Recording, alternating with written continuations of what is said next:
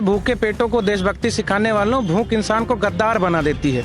ये लोग खुद भी भूखे थे और दूसरे को भी भूखा रखते थे, और केवल इन्होंने अपने राष्ट्र के साथ, अपने जॉब के साथ इन लोगों ने गद्दारी की थी, और आज उसी का सजा पब्लिक ने जब इनको दिया है तो रोते रोते मुंह छुपाते घूम रहे हैं। मेरा दावा है, उठा के पहले देखा जाए कि 300 आवर्स पर वीक का बिजली नहीं ये दे सकते थे। खुद मेरा घर एक हफ्ते दिन में और एक हफ्ते रात में हम लोग रहते थे। ये होता था कि जनरेटर चलाना पड़ेगा एक हफ्ते रात में, एक हफ्ते दिन में। तो यहाँ के लोगों को याद है अब इन्वर्टर की सेल्स कम हो गई है। जैपनीज इन्फ्लुएंटिस आज हम लोगों ने अपने यहाँ से ख़त्म कर दिया। मदर एंड चाइल्ड की मोर्टेलिटी रेट एशिया में सबसे ज़्यादा देवीपाटन मंडल में थी, और गोंडा और बहराइच में जच्चे और बच्चे सबसे ज़्यादा मरते थे। आज वो बहुत निम्न स्तर पे पहुँचे हैं। 2012 का इंजीनियरिंग कॉलेज भ्रष्टाचार में इतना ज़्यादा बर्बाद हो गया कि अभी तक वो निर्माण उसका चल ही रहा। इंजीनियरिंग कॉलेज का प्रोजेक्ट समाप्त हो गया, पर उनका प्रोजेक्ट नहीं समाप्त हुआ, क्योंकि ये इतना इन लोगों ने लूट खसोट इसमें मचाई थी। गोंडा को स्वावलंबी बनाकर 2022 से हम लोग इसको देश की अग्रणी भूमिका में कैसे इस गोंडा को हम लोग इस माटी को पहुंचा सकें, हम लोग इस पे काम कर रहे हैं और इसी पे काम करेंगे। यही हम लोग का मिशन है। नमस्कार, आप देख रहे हैं गोंडा पोस्ट, और आज हम पहुंचे हैं गोंडा की विधानसभा सीट सदर पर। गोंडा विधानसभा में भारतीय जनता पार्टी के कैंडिडेट हैं प्रतीक भूषण सिंह, जिन पर भारतीय जनता पार्टी ने एक बार फिर से भरोसा जताया है। तो आइए जानते हैं, सबसे पहले स्वागत करते हैं प्रतीक जी का। प्रतीक जी, स्वागत है आपका गोंडा पोस्ट पर। धन्यवाद भाई साहब। प्रतीक जी, आपसे मेरा सबसे पहला सवाल है, चूंकि आपका टिकट कंफर्म हो गया भारतीय जनता पार्टी से, तो फर्स्ट रिएक्शन पब्लिक का आपके जाने पर और संपर्क करने पर आपको कैसा मिल रहा है? मैं भारतीय जनता पार्टी के शीर्ष नेतृत्व को मैं इस मंच के माध्यम से धन्यवाद देता हूं कि उन्होंने दूसरी बार मुझ पर भरोसा किया। तो पहली बार तो एक्सपेरिमेंटल था उनके लिए भी, मेरे लिए भी, और यहाँ के पब्लिक के लिए भी, और ये दूसरी बार जब मैं आज पुनः मुझे जब यहाँ पर अवसर दिया गया तो मुझे बहुत गर्व की अनुभूति हो रही है। मुझे बहुत प्राउड लगता है कि तो जैसा आपने कांटेक्ट कर रहे हैं लोगों से, तो लोगों का रिएक्शन कैसे मिल रहा है? लोग बहुत खुश हैं, और लोगों को पूर्ववर्ती सरकार के दिए गए वेदना याद हैं, और इसलिए वो चाहते हैं कि पूरे उत्तर प्रदेश में फिर से बहुत बड़े पैमाने पर भारतीय जनता पार्टी की सरकार बने। और यहाँ पर जब हम सब लोग अपने क्षेत्रों में जाते हैं, हम और हमारे गोंडा के बाकी विधायकों का भी फीडबैक यही है कि लोग चाहते हैं कि हम लोग जीत के जाएं। पब्लिक चाहती है कि वो चुनाव लड़ रही है, पब्लिक जानती है इसको, एहसास को। प्रतीक जी, आप 27 साल की उम्र में 2017 में पहली बार एमएलए बने थे, पहली बार विधायक बने थे। तो जो 2017 के चुनाव के बाद चूंकि 5 साल बीत चुके हैं, प्रतीक भूषण 5 साल और पुराने और वयस्क हो गए हैं, तो आपको क्या लगता है इन 5 वर्षों में, अगर मैं आपसे पूछूं कि आपकी सबसे बेस्ट लर्निंग, बेस्ट सीख क्या रही? अभी मेरे पास एक्सपीरियंस है, और एक्सपीरियंस और आशीर्वाद बहुत मैटर करता है। और एक्सपीरियंस होने के नाते मैं कह सकता हूं कि जो चेंजेस को करने के लिए हम लोग इस यहाँ पर आए थे, और लोगों ने इतने बड़े संख्या में हम लोग को चुना था, वो निराश नहीं है, वो खुश हैं, एक्साइटेड हैं कि अभी तो फेज़ 1 में बहुत सारी दिक्कतें आई, कोरोना भी आया, बहुत सारे हम लोग के ऊपर दाग थे, कई दागों को हमने धुला भी है, और लोग फेज़ 2 के लिए बहुत एक्साइटेड है कि अब आने वाले दिनों में गोंडा के लिए क्या अच्छा होने वाला है, इसके लिए लोग बहुत एक्साइटेड हैं। और मैं भी बहुत एक्साइटेड हूँ कि आगे जो हो सकता है काम मेरे द्वारा और पार्टी के द्वारा, वो जनता को बहुत अच्छा लगेगा। आपने कोरोना की बात करी कि आपके विधायकी के कार्यकाल में 2 साल इन लोगों ने कोविड के झेले हैं, और ये 3rd वेव है during your face of legislature इन गोंडा। तो इन 2 साल के बीतने के कारण आपको क्या लगता है कि विकास के कार्यों पर और गोंडा के विकास को कितना प्रभाव हुआ है? देखिए, मोदी जी ने जिस तरीके से पूरे देश में एक दिशा निर्देश दिया था कोविड के दौरान, और उत्तर प्रदेश में योगी जी ने जो करा था, इन दोनों जन की इच्छा थी कि ये जीवन और जीविका पर असर न पड़े, और जीवन और जीविका पर प्रभावी तरीके से हमारी सरकार ने काम किया है। और आप देख सकते होंगे, अगर आप आंकड़े पढ़ेंगे या फिर पुराने आप रिपोर्ट्स पढ़ेंगे, तो गोंडा में बहुत अच्छा कंट्रोल किया गया था, और जो भयावह स्थिति हो सकती थी जिसके लिए लोग कल्पना करते थे, उसको होने से हम लोगों ने बचाया है। और ये एक बड़ा कठिन समय था, पर हम लोगों ने इसको पास किया है। और पब्लिक को भली भांति पता है कि अगर कोई और होता तो इतना बढ़िया मैनेजमेंट कर ना पाता।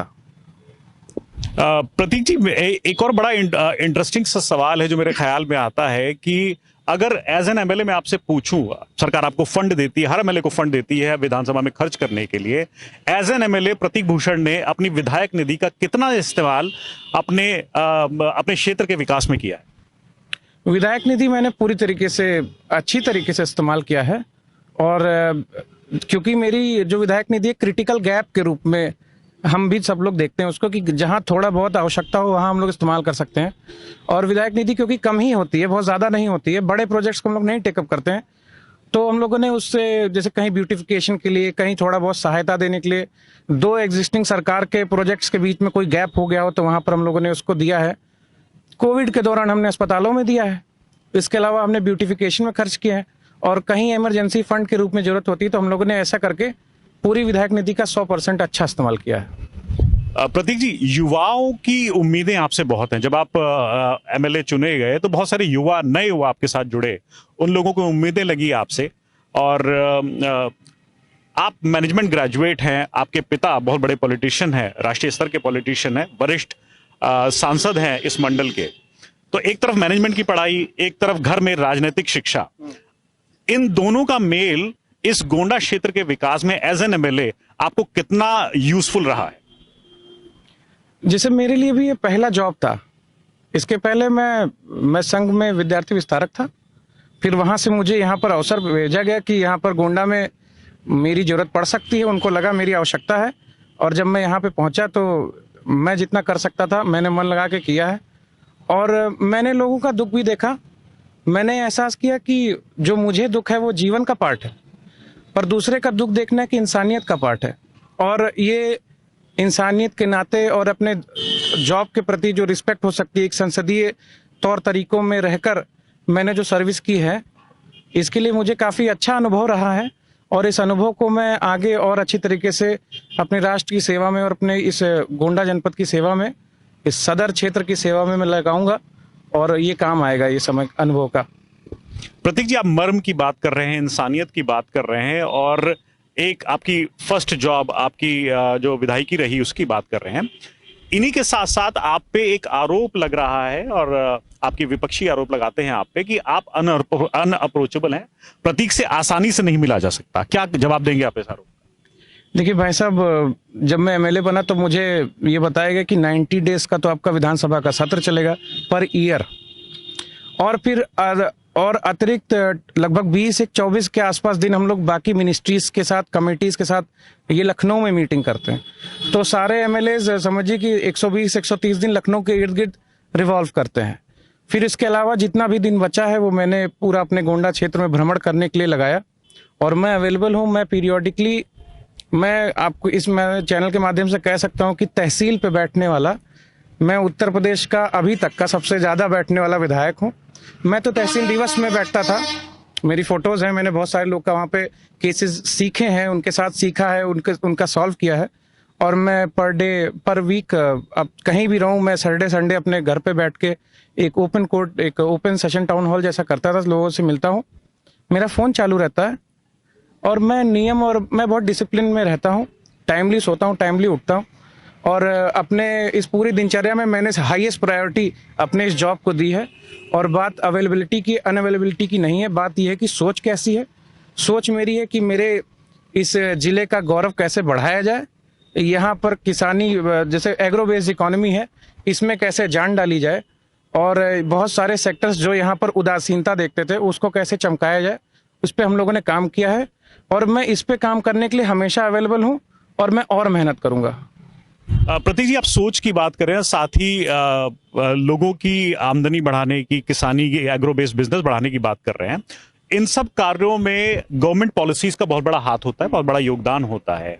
तो वो कौन कौन सी गवर्नमेंट पॉलिसीज हैं, सेंट्रल गवर्नमेंट की, स्टेट गवर्नमेंट की, जो धरातल पर पहुंची गोंडा में, और गोंडा के लास्ट इंडिविजुअल को उसका फायदा मिला? गोंडा में 2016 के आखिरी में जब ये आचार संहिता लगने वाली थी, गोंडा जनपद में आखिरी डेथ हुई थी भुखमरी से। गोंडा जनपद में आखिरी दंगा हुआ था 2016 के एंड में, इसी टाइम के पहले आखिरी दंगा हुआ था। यहीं चौक में 200 प्लस दुकानें जलाई गई थी, और हर साल लोग भूख से मरते थे, हर साल लोग दंगों में मरते थे। लोगों के ऊपर फर्जी उत्पीड़न किया जाता था, मुकदमे किए जाते थे। हमारे यहाँ ट्रेडर्स, औरतें, बच्चियां, नौजवान लड़के, ये सब लोग सुरक्षित महसूस नहीं करते थे। आज ये परिवर्तन आया है और हम लोग देख सकते हैं कि 2016 के पहले का गोंडा कैसा था, आज 2022 में गोंडा के मुद्दे बदल चुके हैं। पहले लोगों को एक सुरक्षा का एहसास नहीं होता था। पहले यहाँ पर युवा बड़ी संख्या में पलायन करते थे, कृषि से लोग विमुख हो रहे थे। और क्योंकि जैसे आप आंकड़े पढ़िए तो लगभग 1,30,000 परिवारों को गोंडा में कृषि पे उनको बेल आउट पैकेज देना पड़ा। जैसे गोंडा की आबादी हमें लगता है कि ये 40-45 लाख के आसपास है। अभी सेंसस अभी जब रिलीज होगा तब हम देखेंगे कि 40-45 लाख के आसपास है। यानी कि लगभग इन 40-45 लाख की आबादी में 7 लाख फैमिलीज होंगी और 7 लाख फैमिलीज में अगर 1.3 लाख फैमिलीज को अगर बेल आउट की जरूरत है और जबकि 80% यहाँ कृषि प्रधान है, तो व्यथा आप सोच सकते हैं। हम इस हिस्ट्री को दोबारा रिपीट नहीं करना चाहते कि हमारे यहाँ किसानों को बेल आउट पैकेज की जरूरत पड़े, वो चाहे फिर गवर्नमेंट की सब्सिडीज के माध्यम से हो या गवर्नमेंट की बेहतर ये जैसे पेमेंट्स हो रही हैं, जैसे क्रय विक्रय केंद्र पे बहुत रिकॉर्ड तोड़ स्तर पर काम हुआ है। हम चाहते हैं कि जो पुरानी हिस्ट्री थी, जो पुराने दाग थे, उसको हम दोबारा दोहराना नहीं चाहते और एक अच्छा मापदंड, हम एक अच्छा स्टैंडर्ड सेट करना चाहते हैं। और इस दिशा पे हमारे योगी आदित्यनाथ जी का जितना बढ़िया पकड़ हुआ है, पिछले 5 साल में 16 बार उस व्यक्ति ने समीक्षा की। बाढ़ हुआ, कोरोना हुआ, ये डिस्ट्रिक्ट का मैनेजमेंट हुआ, मंडल स्तर पर, जिला स्तर पर उन्होंने हर बार बैठक की और मेरी विधानसभा में वो 14 में से लगभग 11 बार आए हैं। तो प्रिंसिपल साहब की एनालिसिस में प्रतीक कितने पास हुए? देखिए, मेरे कई प्रिंसिपल हैं। एक मेरे फादर हैं, मैं उनको देखता हूं, उनको ऑब्जर्व करता हूं और उनका काफी बार मुझे निर्देश प्राप्त होता है कि ऐसे करना चाहिए, वैसे करना चाहिए। एक हमारे सांसद गोंडा हैं, उनका भी मुझे बहुत सपोर्ट मिलता है। और फिर जब इन सब से जब कोई चीज छूटती है तो मैं बिल्कुल सीएम साहब से जब भी हम लोग मिलते हैं, कई बार अकेले मिले, कई बार हम लोग यंग ग्रुप ऑफ एमएलएज उनसे मिलते हैं, तो बड़ी अच्छी बात करते हैं। जितना टफ हम लोग को ये जॉब लगता था उतना टफ ये है नहीं। सेवा करना बड़ा आसान है, मेहनत करना बहुत आसान है।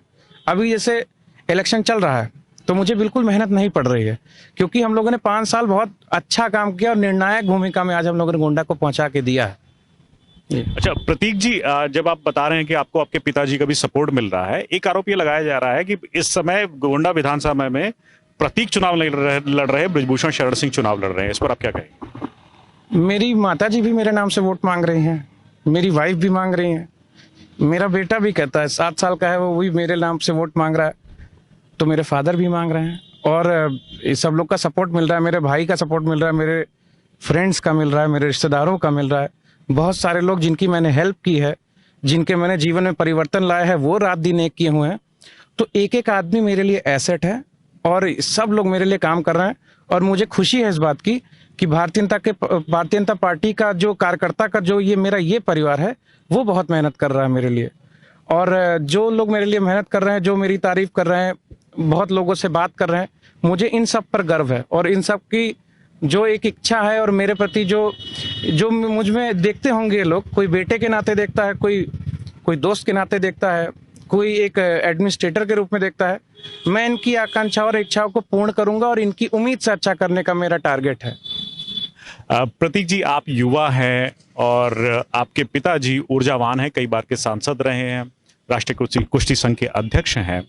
ऐसे में आपको लगता है कि गोंडा विधानसभा की दिशा और दशा युवा किस तरीके से तय करेंगे? आपके जैसे युवा और आप वो युवा जो आपसे प्रभावित होते हैं और साथ ही आपकी विधानसभा के सिटीजन हैं, आपके विधानसभा के रहने वाले। ये मैं अपने सोच से बताऊं कि जैसे मैं सोचता हूं कि एम्बिशन से जरूरी है मिशन।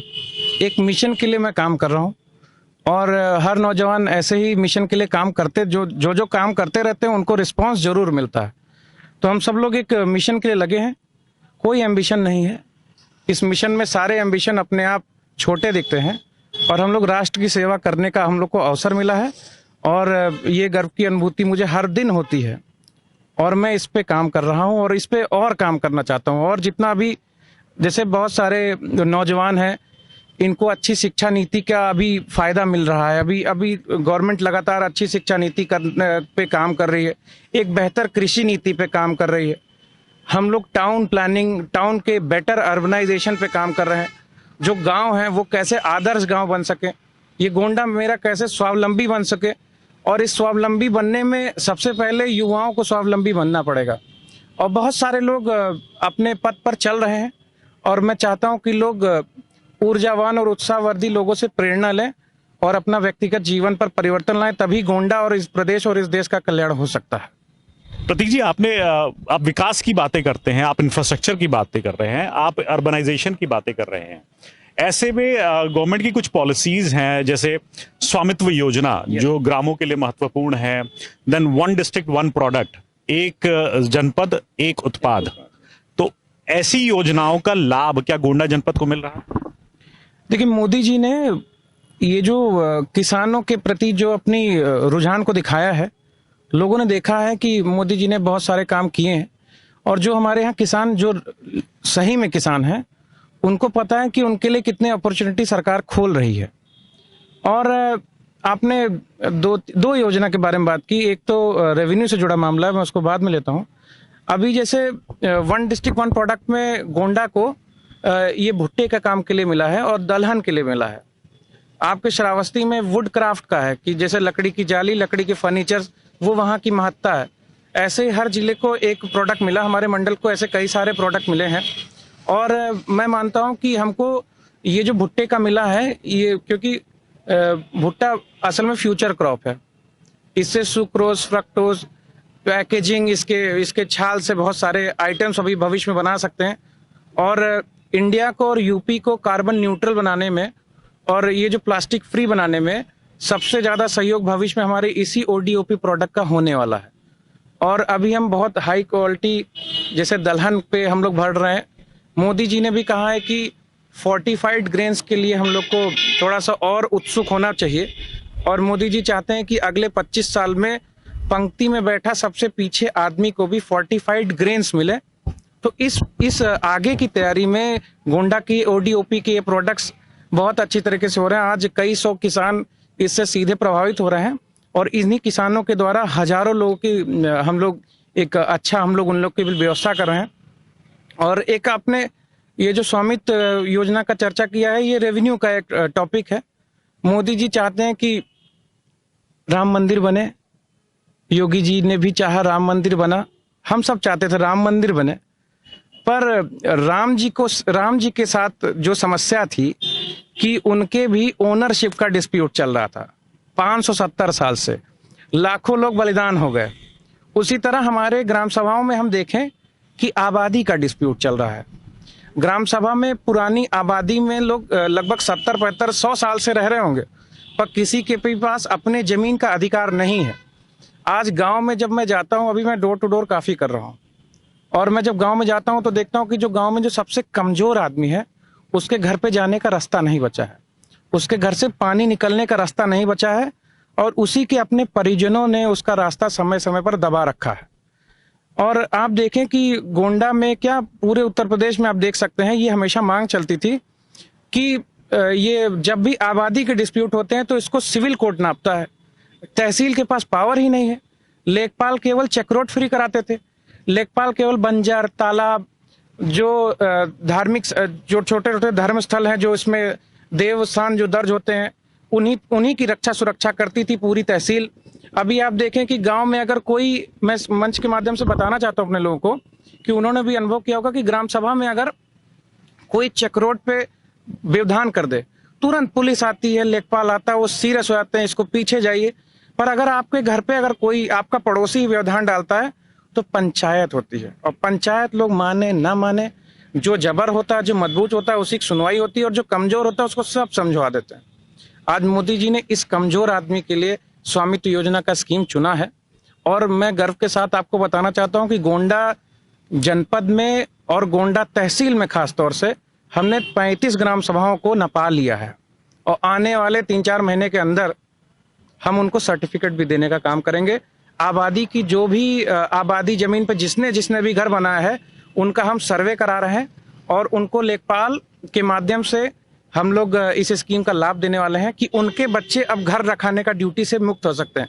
अब वो जाएं पढ़ें, अब वो जाएं आराम से खेती करें, अब उनके घर की सुरक्षा हो सकती, क्योंकि पहली बार आपकी आपके परिवार के सरहद को, आपके घर के सरहद को हम नाप कर आपको ओनरशिप का एक सर्टिफिकेट दे रहे हैं, जैसे कि रेगुलेट कर रहे हैं हम लोग, कॉलोनीज को रेगुलेट कर रहे हैं।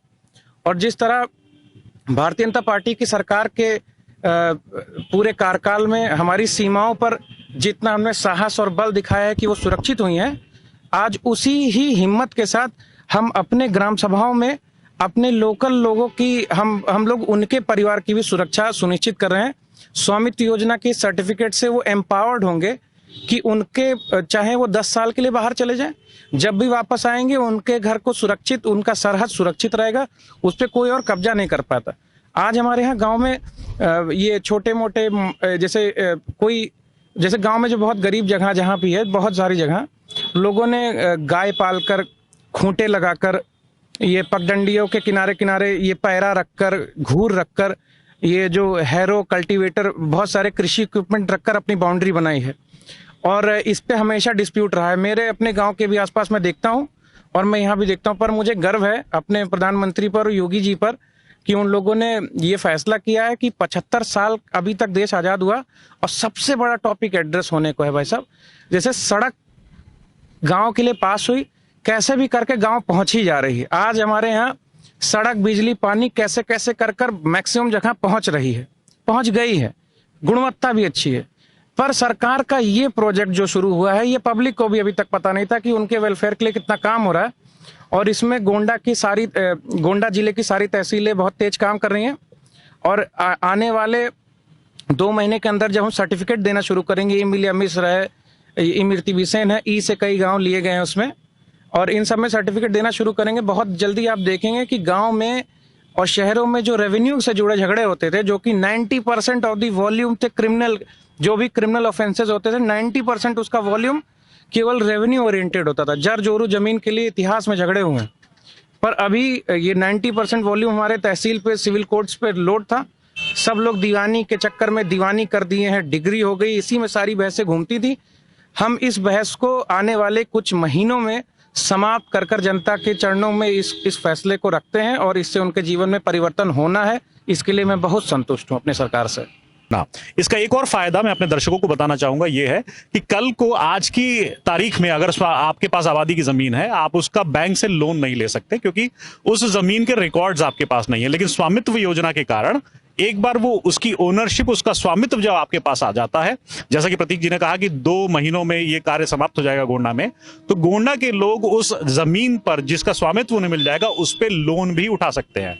बैंकों से लोन अगेंस्ट प्रॉपर्टी और होम लोन जैसी प्रक्रिया पूरी कर सकते हैं और अपने भावी पीढ़ी को वसीयत में भी कर सकते हैं। अभी तो आबादी केवल वही लेगा जिसके पास बल है। अब आबादी आप अपने बच्चों को ट्रांसफर कर सकते हैं। जिसपे आप 50 साल से रह रहे हैं उसके ओनर गवर्नमेंट है, हम नहीं है। पूर्ववर्ती सरकार हमारे पब्लिक पर एहसान करती थी कि हमने 8-10 लोगों को पट्टा दे दिया है, 8 लोगों को कृषि भूमि दे दी है। ये एहसान करना बंद करें सरकारें। और सरकार भारतीय जनता पार्टी की तरह काम करना अगर चाहती तो ये सब टॉपिक 70 साल पहले एड्रेस करती। आबादी कम थी, लेखपाल तब भी इतने ही थे, हल्के इतने ही बने थे, तहसीलें इतनी बनी थी, पर ये काम न पाने का हो नहीं रहा था। आज हैदराबाद से कंपनी लगाकर, सर्वे कराकर ये काम किया है और हम इसमें बहुत अच्छी प्रोग्रेस बना चुके हैं। इससे आने वाली पीढ़ी को रखवाली करने की ड्यूटी से फ्रीडम मिलेगी और वो जाकर अपने काम पे ध्यान दें। आज जैसे कोई फैमिली अगर लुधियाना चली गई तो अपने वाइफ को यहाँ छोड़ देता है वो आदमी कि वो यहाँ पर सुरक्षा करेगी। हम लोग गांव जाके देखते हैं कि लोग बताते हैं कि हमारे पिताजी को गांव से बहुत लगाव है, वो गांव नहीं छोड़ना चाहते। असल में मामला ये है कि वो जमीन की रक्षा के चक्कर में बेचारा वो बाहर जाकर इलाज भी नहीं करा पा रहा है, या वो अपने गांव से निकलकर एक दिन अस्पताल भी नहीं जा पाता क्योंकि उसको पता है कि भले हम कितना बीमार है, जब घर पे 2-4 लोग आ जाए तब हम छोड़ के जाएंगे। तो एक सेंस ऑफ इनसिक्योरिटी को हम खत्म करने जा रहे हैं। तो ये बहुत अच्छा भविष्य के लिए गोंडा वालों के लिए काम होने जा रहा है। जैसा कि प्रतीक जी ने बताया कि ये फ्रीडम देता है और फ्रीडम ऑफ लिटिगेशन देता है। आप कानूनी पचड़ों से बाहर निकल सकते हैं स्वामित्व योजना के जरिए। अपने दर्शकों से मैं एक रिक्वेस्ट करूंगा कि आप हमारे गोंडा पोस्ट के पेज को प्लीज लाइक और सब्सक्राइब कीजिए। अब हम प्रतीक जी से लेते हैं दूसरा सवाल। अब बहुत माइक्रो लेवल पे आते हैं प्रतीक जी। हम गोंडा की कुछ बेसिक रिक्वायरमेंट्स हैं। गोंडा में अगर मैं ऑथोराइज्ड कॉलोनीज की बात करूं तो आवास विकास की एक कॉलोनी है, और मेरे ख्याल से आवास, इसके अलावा और कोई सरकारी या गवर्नमेंट अथॉरिटी द्वारा डेवलप्ड कोई और कॉलोनी नहीं है।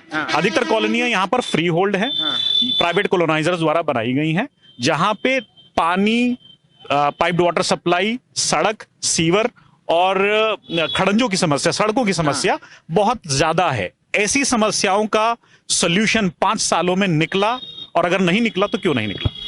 इन सब सॉल्यूशन का आप भारतीय जनता पार्टी पर विश्वास रखिए कि हम लोगों ने ये संकल्प लिया है कि हम लोग अपने इस नगर का विस्तार कर रहे हैं। आज 153 वर्ष बाद पहली बार ये इस धरती से आवाज उठी कि शहर को बढ़ाया जाए। शहर आज 153 साल बाद 27 गांव को ऐड कर रहा है, और एक बड़े शहर के रूप में हमारा कुछ दिन में आपको स्वरूप दिखेगा। अब इस बढ़ी हुई आबादी का जो रिक्वायरमेंट है, जैसे नाली, पानी, सड़क, बिजली, पानी, हम लोगों ने इसके लिए ये समझा है कि जहां रेगुलेटरी बॉडी नहीं होगी वहां लोग पावर्स का मिसयूज करेंगे। जैसे हमारे जहां पर मेरा ऑफिस है, मेरा घर है यहाँ पे, उसके पीछे वो विष्णुपुरी कॉलोनी कहते हैं, सामने शिवपुरी कॉलोनी है, बगल में राधा कुंड है। बहुत इन कॉलोनीज में आज गाड़ी अंदर जाने की जगह नहीं बची है, और कुछ दिन और ऐसा हो गया है कि लोग एहसान कर रहे हैं जगह छोड़ के। तो हम लोगों ने रियलाइज किया कि अभी रैपिड अर्बनाइजेशन में अगर हम लोगों ने ये रेगुलेटरी बॉडी को पहले ना लाया तो जो प्रॉब्लम्स, ये सबसे जो हमारे शहर में जो सबसे पहले कॉलोनियां बसी हैं पब्लिक के द्वारा, उनमें ये दिक्कत आई। और सरकार ने जहां आवास विकास जैसी प्लान टाउनशिप को किया, वहां पर ये प्रॉब्लम नहीं आ रही है।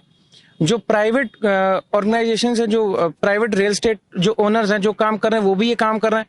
हम लोगों ने भविष्य में ये टारगेट लिया है कि इस पूरे गोंडा नगर में हम लगभग 100 RWA बनाने की कोशिश कर रहे हैं, रेजिडेंट वेलफेयर एसोसिएशन।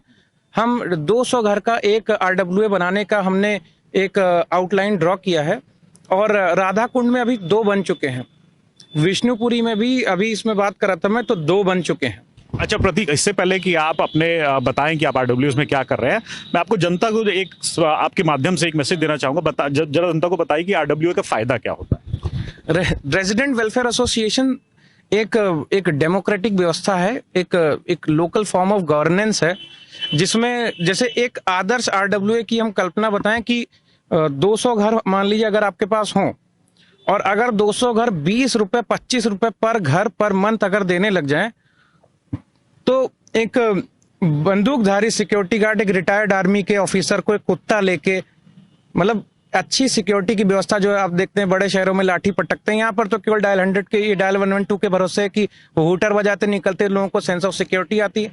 पर वो आरडब्ल्यूए जो लोगों को एक कर चुके हैं और ये कंसेंसस बिल्ड कर चुके हैं कि हम अपनी सिक्योरिटी का जिम्मेदारी खुद ले सकते हैं, तो वो ऐसे सिक्योरिटी गार्ड्स को हायर, प्राइवेट सिक्योरिटी गार्ड्स को हायर कर सकते हैं जो एक आदमी नहीं कर सकता। आप कॉलोनी पूरी करने लगे तो उसके पास एक पैसे का वॉल्यूम आ जाएगा। जैसे सफाई में हमारे शहर को सीवर लाइन की जरूरत है, यस आई एग्री, और we are working on it. हम लोग बहुत जल्दी उसको 1 साल के अंदर, 1.5 साल के अंदर यहाँ ले आ रहे हैं हमको, क्योंकि प्रोजेक्ट पाइपलाइन में दिख चुका है। पर मुझे पता है कि मेरे यहाँ पर जो मुझे आपके दर्शक सुन रहे होंगे, उनको उनसे भी पूछा जाए कि भाई साहब आपके घर का कूड़ा कहाँ फेंका जाता है, तो बताएंगे कि हमारी मम्मी या हमारे घर के कोई सज्जन कूड़ा घर से निकालते हैं और सड़क के सामने जाके रख देते हैं। अब फिर वो कोई उठाए या फिर गाड़ियों के द्वारा वो आपके गाड़ियों से, या फिर जैसे कोई धक्का उक्का लग जाए वो नालियों में गिर जाए, वो किसी का कंसर्न नहीं होता। आज आरडब्ल्यूए अगर बन गया तो अन्य 15-20 रुपए लगा देने से प्रति घर में महीने में डोर टू डोर कलेक्शन के लिए पैसा जुट सकता है कि हम गीला और सूखा कचरा इकट्ठा कर सकते हैं, और एक सर्टेन पॉपुलेशन से दूर जहां पर हम लोगों ने एक एरिया चयनित किया है वहां पर ले जाके रख सकते हैं।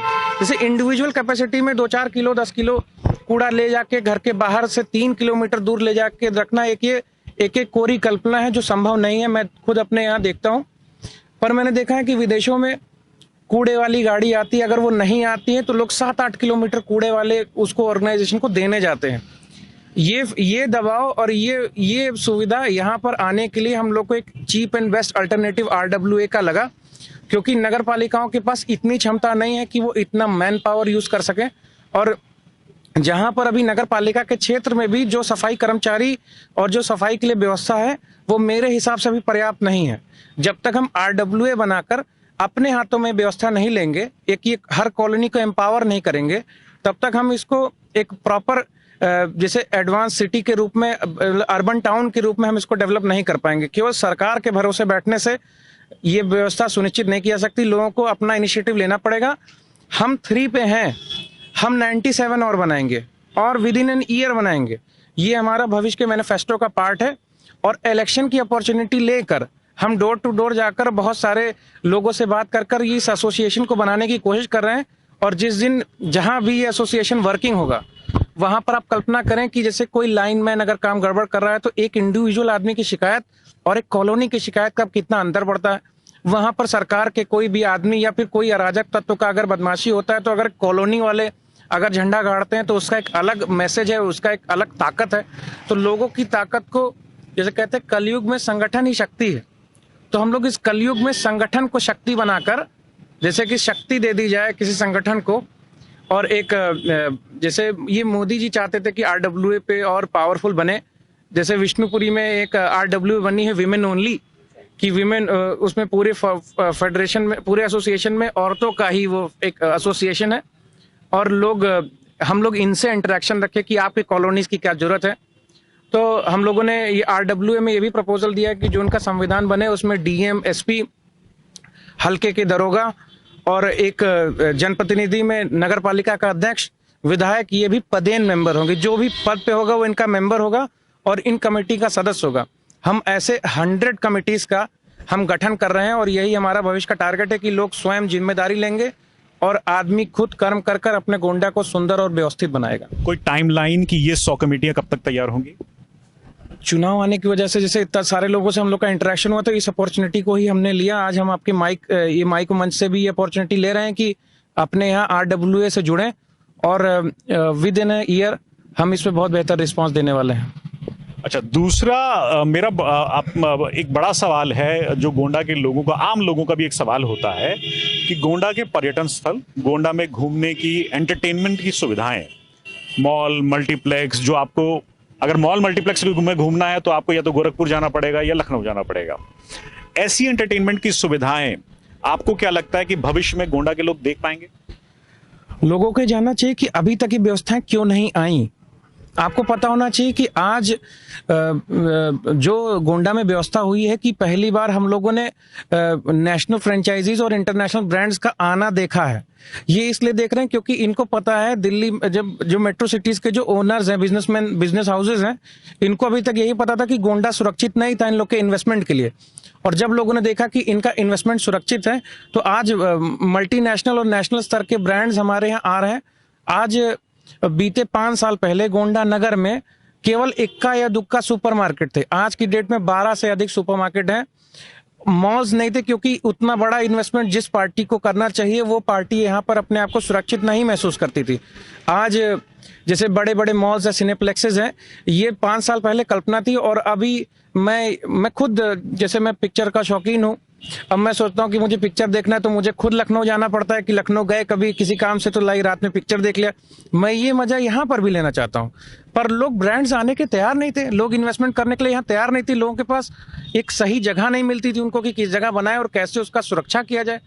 आज बिजनेस हाउसेस को लगता है उनका बिजनेस यहाँ गोंडा में सुरक्षित हो सकता है और यहाँ पर मॉल्स, पार्क्स, इन सब पर इन्वेस्टमेंट सरकार भी भेज रही है, इन लोग की जगह बना रही है ताकि बाहर से इन्वेस्टमेंट आए। और आने वाले 5 सालों में गोंडा में ये एंटरटेनमेंट सेक्टर की, अच्छे रेस्टोरेंट्स की, अच्छे होटल्स की भरमार लगने वाली, क्योंकि लोगों को अब यहाँ पर एक सुरक्षा का एहसास होता है कि उनके इन्वेस्टमेंट यहाँ पे सुरक्षित है और उनके प्रॉफिट्स यहाँ पर आके बढ़ सकते हैं। क्योंकि अभी एक वॉइड है कि यहाँ पर कोई सिनेमा हॉल एक अभी बना पीछे, अभी यहाँ पर इतनी बड़ी आबादी में कई सिनेमा हॉल्स की जरूरत है। कई, जैसे अभी हम लोग के छोटे बच्चे हैं, 8-10 साल के बच्चे हैं, इनको चिल्ड्रन पार्क नहीं है जहाँ पर जैसे बड़े बड़े मॉल्स में, जैसे नोएडा वेडम देखिए तो 1 घंटे पे बच्चे 100 रुपए 50 रुपए देकर घूम सकते हैं। हम लोग भी ले जाते हैं अपने बच्चों को, वो चाइल्ड उसमें छोड़ते हैं। तो ऐसा यहाँ पर है ही नहीं। यहाँ पर जो यंग पेरेंट्स हैं मेरी तरह, उनको अपने बच्चों को बाहर ले जाके ये व्यवस्था देनी पड़ती है। तो बीइंग अ यंग पेरेंट, मैं खुद इस प्रॉब्लम को एड्रेस करना चाहता हूँ कि मेरा भी बेबी यहाँ पर, बच्चा मेरा यहाँ पर भी, उसको मैं कहीं भेज सकूँ कि जाओ भाई 2-2.5 घंटा मनोरंजन करके आओ, और एक सेंस ऑफ सिक्योरिटी रहे, और ये पता हो कि मेरे बच्चे को और बाकी सबके जो यंग पेरेंट्स हैं उनके बच्चों को वहाँ पर मनोरंजन मिलेगा, और हमको पेरेंट्स को थोड़ा सा अपने काम पे ध्यान देने का मौका मिलेगा। तो हम लोग ये काम कर रहे हैं, और मैं इसके लिए पर्सनली बहुत तेज लगा हूँ, और मेरी बहुत सारे इन्वेस्टर से बात हुई है, और लोगों ने इन्वेस्टमेंट्स करना शुरू किया है। आने वाले 1-2 सालों में इसकी कमी नहीं होगी गोंडा में। प्रतीक जी, 2017 में स्वच्छ सर्वेक्षण आया था। स्वच्छ सर्वेक्षण में गोंडा की रैंकिंग सबसे अंतिम पायदान में थी। गोंडा के निवासी होने के कारण हम जैसे लोग पहली बार गोंडा किसी रैंकिंग में एक छोर वाले पायदान पे था, लेकिन वो अंतिम पायदान में था। दुख होता है कि अपना शहर सबसे गंदे शहरों में गिना जाता है। उसके बाद 5 सालों में क्या गोंडा शहर की सूरत बदली? क्या गोंडा की तस्वीर बदली? क्या वो गंदगी गोंडा से निकल के बाहर जा पाई? देखिए, गोंडा की इस भूमि को आइडेंटिटी क्राइसिस का सामना करना पड़ा। आज से 100 साल पहले, 150 साल पहले क्रांतिकारियों की भूमि कही जाती थी। देवी पाटन मंडल का ये हिस्सा घाघरा नदी से ऐसे अलग था, पीछे से नेपाल की पहाड़ों की सुरक्षा ऐसे थी मानो कि ये कोई किला है। यहाँ पर आज से 150 साल पहले, लगभग 100 साल पहले तक जो यहाँ की कृषि होती थी पूरे इंडिया में सबसे टॉप पे थी। फिर लोगों ने ध्यान इस पे देना छोड़ा, सरकारों ने छोड़ा, और यहाँ पर ऐसा माहौल हो गया कि जो भी अधिकारी पीछे सरकारों में गोंडा भेजा जाता था, वो सजा काटने के लिए भेजा जाता था। अगर जैसे कोई कोरियर कंपनी या कोई छोटी मोटी कंपनी है, उसके अधिकारी को अगर गोंडा भेज दिया जाए किसी प्राइवेट फर्म को, तो उसके घर वाले उसको ये कहते थे कि मैं फैमिली लेकर नहीं आ सकता। और लोग अपने बहुत सारे पुलिस वाले भी आप पीछे देखें तो पुलिस वाले, हेल्थ वर्कर्स, ये सब अपनी फैमिली को लखनऊ रखते थे। अगर वो मेरी बात सुन रहे होंगे तो इस बात को सुन के हंसते होंगे, और लखनऊ रखते थे क्योंकि यहाँ पर उनको बहुत सारी कमी दिखती थी। जैसे आप आज अगर अखबार खोलें, आप अखबार में देखें कि जहां आप रह रहे हैं वहां से 6 किलोमीटर दूर मर्डर हो गया, तब तो आपको अपने बच्चों को सुरक्षित रखने का डर लग जाए। आप सोचिए कि टूरिस्ट आवे और गोंडा में ये गोंडा का अखबार खोलें कि आज मैं देखूं क्या कह रहा है, तो देखा कि यहाँ मर्डर हुआ, वहां लूट हुई, वहां पर बलात्कार हो गया। इन घटनाओं की वजह से गोंडा में टैलेंट की कमी थी, ब्रेन ड्रेन हो रहा था। जो भी समझदार हो रहा था वो यहाँ से भागना चाहता था, और यहाँ पर सजा काटने के लिए, काला पानी के लिए लोगों को भेजा जाता था। यही हुआ कि यहाँ पर एडमिनिस्ट्रेशन जिसके हाथ में था 2016-17 के पहले, चाहे वो सरकार से जुड़े लोग हों, चाहे वो गवर्नमेंट से जुड़े लोग हों, चाहे प्राइवेट फर्म्स थी, इन लोगों ने एक उदासीनता को बढ़ावा दिया। और हमारे नगर में जब सर्वे हुआ तो ये इंडिया में सबसे पीछे था। मैं जब विधायक बना तो मुझे ये सर्वे बहुत चोट पहुंचा। इस सर्वे ने, हम लोगों ने यहाँ पे स्कूलों के साथ, स्कूल के बच्चों के साथ, हॉस्पिटल के साथ, बहुत सारे लोगों के साथ मीटिंग्स की कि हमको ये दाग बदलना है। नगर पालिका का मैं धन्यवाद देना चाहता हूँ। वैसे तो यहाँ पर समाजवादी पार्टी ने जुगाड़ से अपना सत्ता यहाँ पर नगर में बना ली थी, पर खैर जो शीर्ष नेतृत्व है उनका वो इसकी तरह नहीं है। वो भी गोंडा के लोगों से साथ मिलकर, हम लोग के साथ सामंजस्य बनाकर नगर पालिका गोंडा ने अच्छा काम किया। और मैं गर्व से कह सकता हूँ कि हाँ, हम पीछे थे, पर अभी मुझे गर्व का अनुभूति होता है कि अब यूपी की हम लोग 3rd बेस्ट इस स्वच्छता के मामले में है। और अभी इकोनॉमी देखी जाए तो हमारी one of fastest growing economy है। और ये सब टॉपिक्स पहले नहीं होते थे। पहले कोई स्वच्छता के बारे में, पीस के बारे में, कि कितना शांति हो, लोगों में समभाव हो, आपस में लोग प्यार करें, लोग कॉमर्स के बारे में बात करें, बिजनेस के बारे में बात करें, एग्रीकल्चर के बारे में बात करें।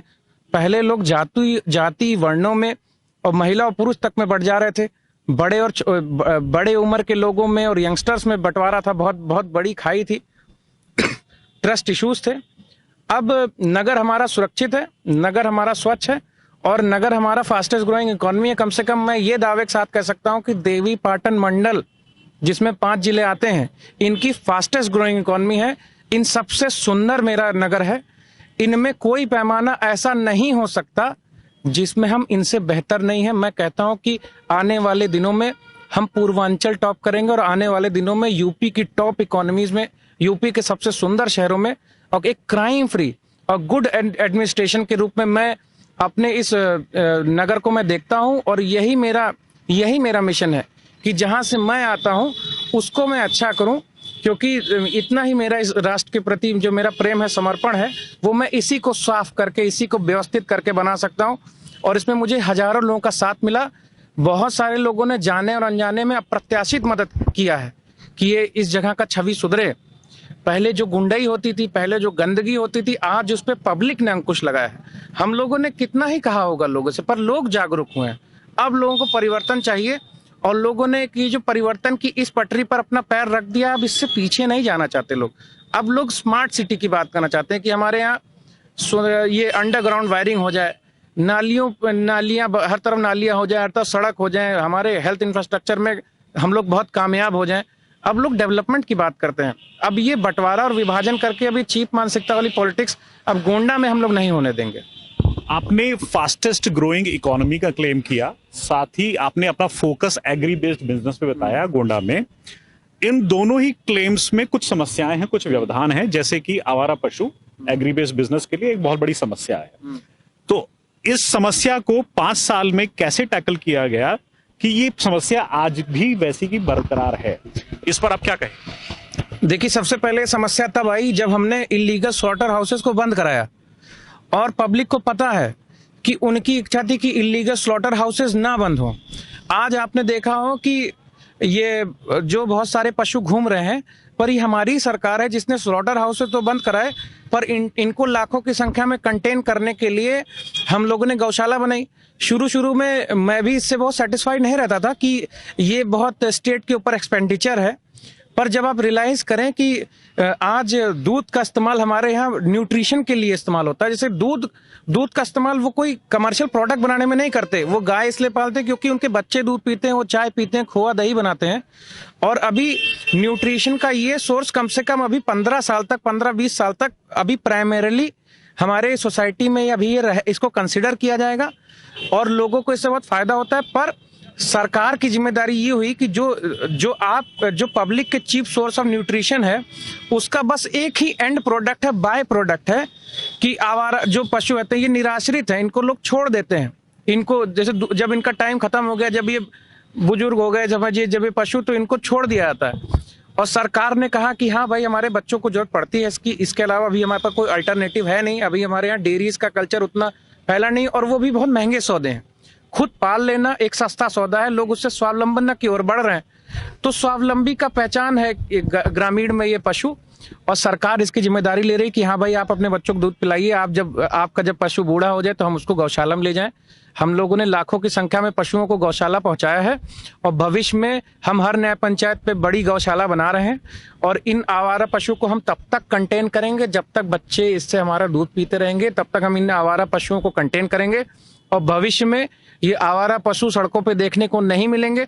अब मैं तो समाजवादी पार्टी से सवाल पूछना चाहता हूं कि हमने तो भाई आवारा पशु पर इनको कटने पर रोक लगाया है, इसलिए हमारे पास ये सलूशन एक हमको करना पड़ा। इस दिशा में हम लोग को बहुत बड़े पैमाने पे इन्वेस्टमेंट और समस्या देखना पड़ा, ठीक है। क्या समाजवादी पार्टी के लोग इनको कटवा कर इसके समस्या का हल ढूंढेंगे? ये हिंदू सोसाइटी अलाउ नहीं करेगी। ये जो प्लूरलिस्ट सोसाइटी है अलाउ नहीं करती है। ये चाहती है कि हम इसकी पूजा भी करें, हम इसका इस्तेमाल भी करें और कोई इसको ले जाए वो उसका सेवा भी कर ले। तो ये योगी जी की सरकार कर रही है।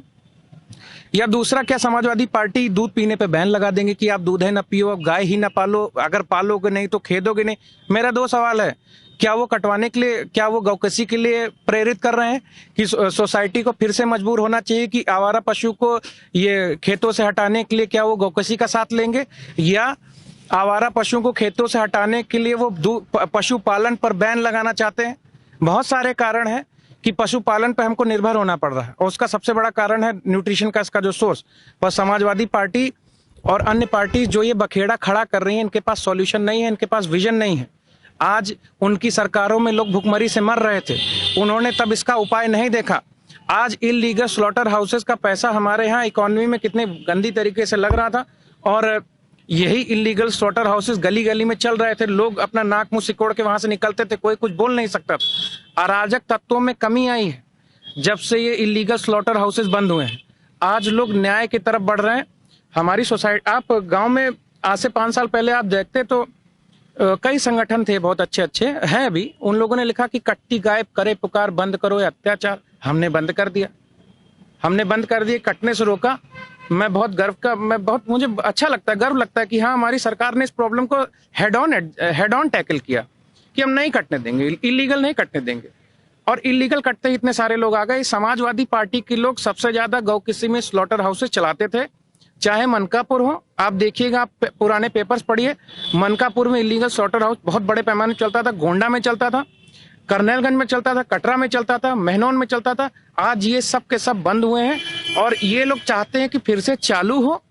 इसलिए इन लोगों ने अपने नेताओं के ऊपर दबाव बनाया है कि ये इलीगल स्लॉटर हाउस चालू करे। पर मैं उन अराजक तत्वों को कहना चाहता हूं कि जब तक भारतीय जनता पार्टी की गवर्नमेंट है, ये पब्लिक की भावनाओं से आपको कमाने नहीं देगी। हम इसका इंतजाम गौशालाओं के थ्रू करेंगे।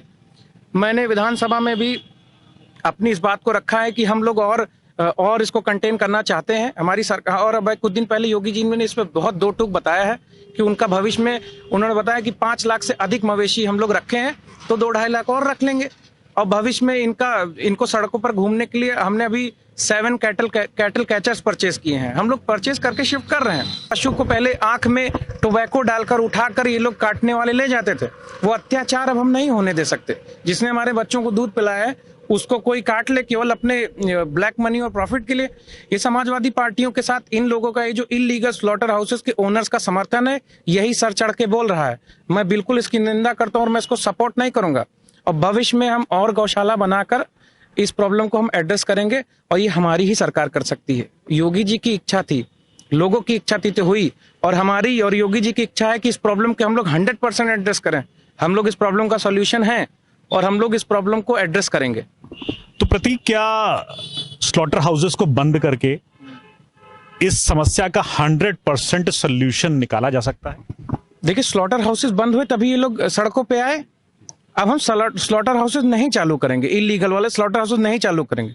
हम लोग गौशाला में इनको भेजेंगे। वही मैं कह रहा हूँ, अभी कहा मैंने कि लाखों की संख्या में भेजा है तो कुछ हजार और भेज लेंगे। हम लोग लगातार हर न्याय पंचायत पे, यानी कि 5 गांव में एक हम लोग बना रहे हैं और भविष्य पे हम लोग बनाएंगे। और कोई जैसे नौजवान लोग मुझसे बात करते हैं कि ये बहुत एक्सपेंसिव है। बिल्कुल एक्सपेंसिव नहीं है। पशु को खिलाना कोई बहुत एक्सपेंसिव नहीं है। हम लोग मनरेगा से हम लोग ये इनके चारे की व्यवस्था करते हैं और वहाँ पर गांव में ये राजमिस्त्री और ये सब होते हैं, इनसे हम लोग इसकी व्यवस्था करते हैं। ऑलरेडी लाखों करोड़ों रुपए डाउन दी ड्रेन जा रहे थे जब पिछली सरकारें चोरी करती थी। आज कम से कम ये हमारा ये पंचायती राज डिपार्टमेंट इसकी देखभाल कर रहा है, पशुपालन डिपार्टमेंट इसकी देखभाल कर रहा है और बहुत सस्ते अल्टरनेटिव्स हम लोगों ने खोजे हैं कि लोगों को न्यूट्रिशन की कमी ना पड़े। आप सोचिए कि गाँव में अगर दूध नहीं रहेगा तो फिर रिप्लेस किससे करेंगे? प्रोटीन पाउडर के शैशे बांट पाएंगे हम लोग क्या गांव में? इसलिए न्यूट्रिशन के सोर्स के वजह से हमारा सबसे बड़ा एक्सपेंस ये हुआ। पर ये एक्सपेंस केवल इसलिए हो रहा है ताकि लोग हाई वैल्यू फोर्टिफाइड न्यूट्रिशन युक्त भोजन पा सकें। और हम इसके लिए बहुत हमारा एकदम फोकस है कि हम इसको और अच्छे से प्लान करेंगे और अच्छे से काम करेंगे। हमको इसका एक्सपीरियंस हुआ है और ये एक्सपीरियंस खट्टा भी है, मीठा भी है, पर हम इसके लिए बहुत पॉजिटिव है और हम इसको बहुत अच्छी तरीके से आगे बढ़ाएंगे। हम स्टेट में अपने स्टेट के इस मॉडल को पूरे इंडिया में मॉडल बनाकर दिखाएंगे और लोग हमसे इस प्रेरणा को लेंगे और इस तरह पे आगे भी काम करेंगे। प्रतीक, काऊ या आवारा पशु एक बहुत बड़ा मुद्दा है जिस पे हमने अभी बात करी। दूसरा एक बहुत बड़ा मुद्दा है अयोध्या, राम मंदिर। राम मंदिर यहाँ से लगभग 45 किलोमीटर की दूरी पर है। एक बड़ा टूरिज्म सेक्टर वहां डेवलप हो रहा है, ग्रैंड प्लान्स हैं उत्तर प्रदेश सरकार के। क्या उसका रिपल इफेक्ट गोंडा के ऊपर पड़ेगा? क्या गोंडा के में विकास में वो सहयोगी बनेगा? देखिए, राम जन्मभूमि पर पूरे भारत के और पूरे दुनिया के हिंदू इस पर आस्था रखते हैं और हर हिंदू चाहेगा कि मैं इस पर एक बार जरूर विजिट करूं। तो इस वॉल्यूम की कल्पना जब हम लोग करते हैं तो हम लोग एक बहुत बड़े टूरिज्म की एक अपॉर्चुनिटी को भी देखते हैं कि रिलीजियस टूरिज्म के नाम पर लोग आएंगे। और बगल में ही श्रावस्ती भी एक भूमि है, बुद्ध की भूमि है, और इस पे भी बहुत अच्छा टूरिस्ट का माइग्रेशन होता आया है। और हमारी सरकार ने गोंडा से श्रावस्ती को लिंक करने के लिए 4 लेन का प्रोजेक्ट हमारा DPR हो चुका है।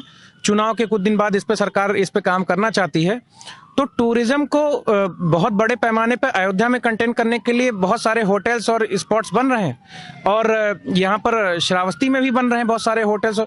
गोंडा के पास अपॉर्चुनिटी है कि वो सर्विस सेक्टर में अपने लड़कों को बहुत सारे जॉब्स, हॉस्पिटैलिटी सेक्टर में बहुत सारे जॉब्स इसमें जाने के लिए देख सकते हैं। और हाँ, गोंडा में इसका रिपल इफेक्ट पड़ेगा, क्योंकि ये इसके बगल का एक सैटेलाइट टाउन है। जैसे गोंडा का जो नवाबगंज का हिस्सा है, जो नवाबगंज ब्लॉक है, उसके 58 ग्राम सभाएं सीधे सीधे इसमें ले ली गई, अयोध्या में मर्ज कर ली गई, तो उतना हिस्सा गोंडा के ऊपर लोड कम पड़ गया। अब वो अयोध्या के देखभाल में आया है, उसको अयोध्या के रीजन में ले लिया गया, और ऐसे ही गोंडा को इससे बहुत सहयोग मिल रहा है। और गोंडा में फंड की कमी, हम लोग ये सोच रहे हैं कि अयोध्या में जिस दिन विकास की इतनी बड़ी रेखा खींची जा रही है, तो बहुत सारे फंड्स की भी व्यवस्था इसी रास्ते से गोंडा को मिलेगी। और हमारे यहाँ जॉब्स का एक बहुत अपॉर्चुनिटी खुलने जा रहा है। बहुत सारे लड़के इसमें हमारे को, आप देखेंगे कि यहाँ के होटलों में यहाँ पर बहुत सारी अपॉर्चुनिटीज खुल रही हैं, इसमें जाके काम करेंगे। जॉब्स लोगों को 30-40 किलोमीटर में मिले, ये भी कोई बुरा नहीं है। आज बम्बई जैसे शहर में, नोएडा, दिल्ली जैसे एनसीआर रीजन में लोग 70-75 किलोमीटर लोकल ट्रेन से जाते हैं, और अयोध्या आने से समझिए गोंडा में ही है। और इसके अब आने से हमारे यहाँ पर राजनीतिक और व्यापारिक हर दृष्टि से इस पर असर पड़ना इसमें तय है, और पड़ना शुरू हो भी गया है अभी से। सर्विस सेक्टर के अलावा एम्प्लॉयमेंट अपॉर्चुनिटीज की अगर बात करें, सर्विस सेक्टर के अलावा क्या मैन्युफैक्चरिंग वगैरह के नए प्लांट्स गोंडा में देखने की भविष्य में कोई संभावना है? देखिए, लोग कल्पना बहुत करते हैं, पर किसी ने जमीन पे जाके ये नहीं देखा कि हमारा जो ये गोंडा का जो एरिया है, वो किसी सिल्क रूट या ट्रेड रूट में पड़ता नहीं है। आज भी वो शहर जो ह्यूनसांग के जमाने में जो ट्रेड रूट थे, वही शहर आज भी चमके हैं, वही गंगा नदी के किनारे, क्योंकि वो दिल्ली से कलकत्ता, दिल्ली से वो मतलब डाउन साउथ वो जाने के वही सब प्राइमरी रास्ते थे, जिसपे जीटी रोड वगैरह बनी है। अब एक्सप्रेसवेज बनी है, तो वो डिफेंस कॉरिडोर्स और डिफरेंट ये है, पर वो सब भी एक एक्सेसिबल सेक्टर के सुविधा के लिए बनी है। अब हमारे पीछे पहाड़ी राज्य है, मित्र राष्ट्र नेपाल, इसमें हमारे यहाँ से एक चीज जाती है, दो चीज जाती है, एक जाता है तेल और एक जाता है गैस, और ये इसके अलावा हमारा कोई ट्रेडिंग पार्टनर नहीं है। जैसे गोरखपुर है, फैजाबाद है, ये सब लोग एक बहुत बिजी रूट पे हैं। हाँ, हम ये कर सकते हैं कि हमारे यहाँ कृषि बेस्ड हम इंडस्ट्री को और डेवलप कर रहे हैं। हमारी सरकार ने प्लान्स बनाया कि हम फूड पार्क्स का निर्माण करें, कि हम क्वालिटी वेजिटेबल्स एंड फ्रूट्स को पाएं। आज अभी जो कोविड नहीं था, तो गोंडा शहर में नारियल पानी नहीं मिलता था। गोंडा शहर में पुष्पांजलि एक जगह आवास विकास के पास, वहां पर नारियल पानी सबसे पहले मिलना शुरू हुआ था जब कोविड आया है। अब जाकर 3 जगह नारियल पानी मिलता है। तो पोटेशियम का सबसे बड़ा सोर्स हाइड्रेशन का, खिलाड़ियों के लिए, प्रेग्नेंट औरतों के लिए, बुजुर्गों के लिए। सोचिए, नारियल पानी यहाँ नहीं आता था। सेब यहाँ पर अच्छी क्वालिटी का पहुंचते पहुंचते बहुत मायूस हो जाता था, अच्छे सेब नहीं मिलते, क्योंकि हमारे पास इसकी ट्रांसपोर्टेशन और फूड पार्क, इसके स्टोरेज की व्यवस्था नहीं थी। जैसे गोंडा में भविष्य में वेयर हाउसिंग, फूड पार्क, ये फूड सॉर्टिंग की व्यवस्था बहुत बड़े पैमाने पे हो रही है, काम चल रहा है, कई बन भी चुके हैं। और जैसे हमारे यहाँ गन्ना सबसे ज्यादा है, तो गन्ने से हमको एक आशीर्वाद मिल गया। जैसे लोग कहते, अभी गोंडा में बाढ़ बहुत जगह आती है, वहां के लिए तो आशीर्वाद है गन्ना उगाया जाए, क्योंकि गन्ना आप और कहीं उगाते तो वहां लोग प्रोटेस्ट करते, क्योंकि गन्ना बहुत पानी खींचता है। हमारे यहाँ बाढ़ आती है, घाघरा है, बहुत सारी नदी है, टेढ़ी, बिसुई, मनोरमा, बहुत सारी नदी है, इनके किनारे किनारे गन्ना बहुत सारा लगाते हो, पानी की कमी भी नहीं है। सरकार ने एथेनॉल का प्लांट लगाया यहाँ कटरा, ये एक मैजापुर, यहाँ पर एक ग्राम सभा है, उसमें एथेनॉल का एशिया का सबसे बड़ा प्लांट लगा रही है। और हमारी सरकार ने माना है, हम सब लोग ने आंकड़े देखे हैं कि अभी 2 प्लांट्स और यही शुगर इंडस्ट्री बेस्ड प्लांट, ये गन्ने के industry, cane industry based plant हमारे यहाँ 2 और अभी आने हैं। और हम एथेनॉल जिस दिन बनाने लग जाएंगे, जिस दिन हम एथेनॉल का हब होंगे, उस दिन आप कह सकेंगे कि हमारे एथेनॉल से, हमारे गन्ने से देश का इंजन चलेगा। तो बिल्कुल हमारे यहाँ व्यापार बहुत बड़े पैमाने पे आ रहा है। अभी हमारे यहाँ जो शुगर फैक्ट्रीज हैं, ये भी बहुत अच्छा काम करती हैं। इनके यहाँ गन्ने की हमारे यहाँ कमी नहीं है। और जैसा मैंने बताया, भुट्टा और दलहन, हम लोग इसी के ही एंड प्रोडक्ट पे, इसको कैसे हम बढ़िया सॉर्ट करें, इसको कैसे डेवलप करें। हम कृषि बेस्ड इकोनॉमी है, और कृषि बेस्ड इकोनॉमी पर किस तरह दर्शन पड़ना चाहिए सरकार का और एडमिनिस्ट्रेशन का, उस पर हम लोग काम कर रहे हैं। प्रतीक, टूरिज्म की अगर मैं बात करूं, गोंडा स्पेसिफिक, आपकी सदर सीट स्पेसिफिक टूरिज्म की, तो वो क्या उसमें चेंज आया है ज्योग्राफी में, टूरिज्म की ज्योग्राफी में? गोंडा के अंदर हम बैठे हुए हैं, हमारे बैकग्राउंड में क्रांति स्तंभ दिख रहा है, ये क्रांति उपवन है। क्या इसके अलावा कुछ ऐसे टूरिज्म की अपॉर्चुनिटीज वगैरह बन रही हैं? देखिए, क्रांति उपवन तो एक हुआ क्या कि यहाँ पर एक डीएम साहब थे, मेरे बहुत अच्छे मित्र हैं वो, एक आईएएस थे, अभी थोड़े दिन पहले उनका ट्रांसफर हो गया था। तो एक बार हम लोग एक सीएम साहब की वीसी थी, सीएम साहब ने अपना कुछ मार्गदर्शन वगैरह दिया कि ऐसे काम करना है, वैसे काम करना है। कोरोना के जस्ट पहले, आई थिंक कोरोना की पहली वेव हिट करने वाली थी, उसी के आसपास हम लोगों ने एक वीसी की थी सीएम साहब का। तो डीएम साहब ने बताया कि देखो एनआईसी बनना है, हम लोग एनआईसी अभी नया नया बना है। एनआईसी गोंडा की कभी फोटो देखिए आप, जो एनआईसी गोंडा है वो उसमें कह रहे कि तुलसीपुर बलरामपुर वालों ने तो अपना फोटो लगा लिया, अयोध्या वालों ने राम जन्मभूमि का लगा लिया, हम लोग क्या लगाए, यहाँ पर तो कुछ है ही नहीं, आंकड़े भी बड़े सब गड़बड़ रहते हैं। अभी बड़ी मुश्किल से, जैसे हम लोग के पास सब कुछ जो हर फैक्टर्स पे, पैरामीटर्स पे हम लोग बड़े इसमें पीछे रहते हैं। अब जाके कुछ रिकवर हुआ, पर हम किस चीज़ को दिखाएं, वहाँ पर लैंडमार्क कोई नहीं है, और एक दो लैंडमार्क है बड़े उदास से हैं। हम लोगों ने उस टाइम ये निर्णय किया कि सबसे पहले तो एक आइकॉनिक कुछ एक गोंडा को दिया जाए, और जो कम से कम यहाँ, जैसे अभी आप गूगल इमेज पे गोंडा सर्च करिए तो गोंडा के रेलवे स्टेशन का प्लेटफॉर्म का फोटो आता है, जिसमें गोंडा पीली पट्टी पे हिंदी में, अंग्रेजी में, उर्दू में लिखा। अभी भी कोई करेगा तो उसको वही आता है। कम से कम गोंडा का एक वर्ड से पहले कुछ एक पिक्चराइजेशन तो अच्छा हो। इसके लिए हम लोगों ने यहाँ पर अपनी निधि से हमने इसमें कंट्रीब्यूशन किया और वेरियस डिपार्टमेंट्स का यहाँ सहयोग लिया। यहाँ पर अंग्रेजों के द्वारा बनाया गया एक वनडे नाला का पुल था, जिससे उन लोगों ने शहर को जोड़ा था। जब कर्नेलगंज में आज से काफी साल पहले कर्नेलगंज में कमिश्नर डीएम वगैरह अंग्रेजों के रहते थे, वहां पर क्रांतिकारियों ने उनकी हत्या कर दी थी। तब एडमिनिस्ट्रेशन के नजर से तब कमिश्नरी गोंडा उन लोगों ने शिफ्ट की, मंडे नाला का पुल बनाया, और मंडे नाला के पुल पे ही अभी भी हमने उसको सुरक्षित रखा है। यहीं पीछे कोई जाएगा देखेगा 1903 का बना पुल है।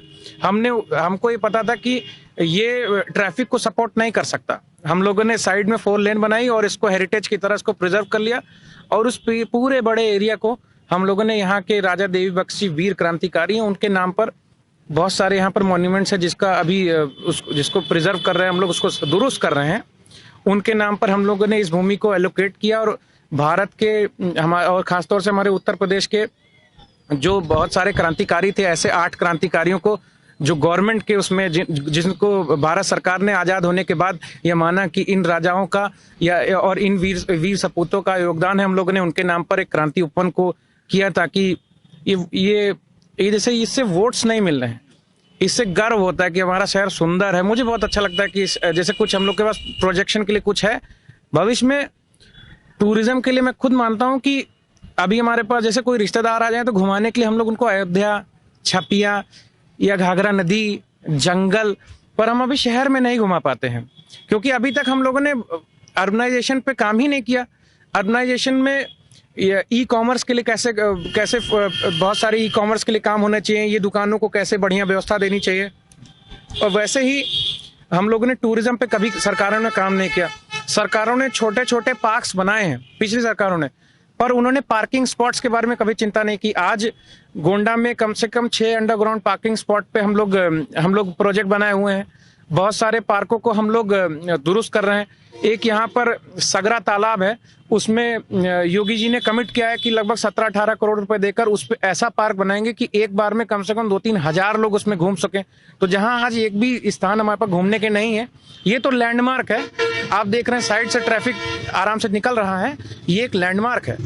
हम जो प्रॉपर टूरिज्म के लिए जो स्पेस डेवलप करना चाहते हैं, वो अभी इस बार हम इस 5 साल में उसी को करने की घोषणा करते हैं कि हम बहुत सारे टूरिज्म के स्पॉट्स डेवलप करेंगे, जहां पर हम अपने रिश्तेदारों को, अपने बच्चों को, अपने परिवार के सीनियर जनों के साथ हम खुद देर बैठ के चैन से वहां पर चैन की हवा ले सकें। प्रतीक, आपने अभी स्वयं कहा कि ये दोनों साइड में ट्रैफिक चल रहा है। कुछ लोगों से हमने चर्चा की, उन्होंने कहा कि भविष्य में यहाँ पे ट्रैफिक जाम का बड़ा खतरा है और गोंडा में ट्रैफिक की समस्या भी है। क्या उसको एड्रेस किया गया है इसकी डिजाइनिंग से के समय? देखिए, गोंडा में भी ट्रैफिक की समस्या बहुत ज्यादा है, पर आने वाले दिनों में जब रिंग रोडें बनेंगी तभी ट्रैफिक हो जाएगा 90% कम।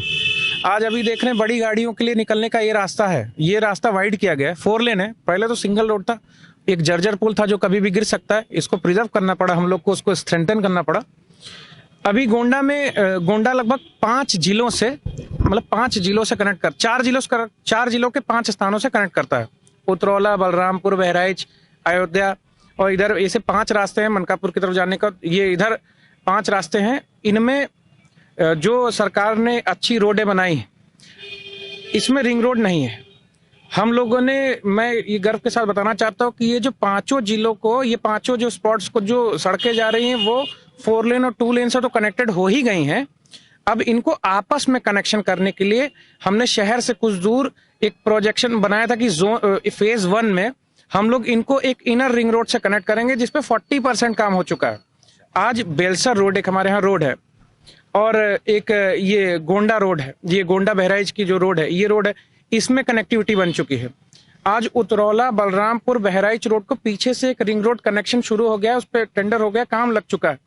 आज जब आप जब लखनऊ से आइए, बालपुर के पास एक शहर में ना घुसना पड़े, अब वहीं से अगर अयोध्या जाना हो तो एक टेढ़ी नदी के किनारे किनारे एक रिंग रोड हम लोगों ने प्रपोज की है, जिसपे सरकार ने पैसा भी सैंक्शन कर दिया है।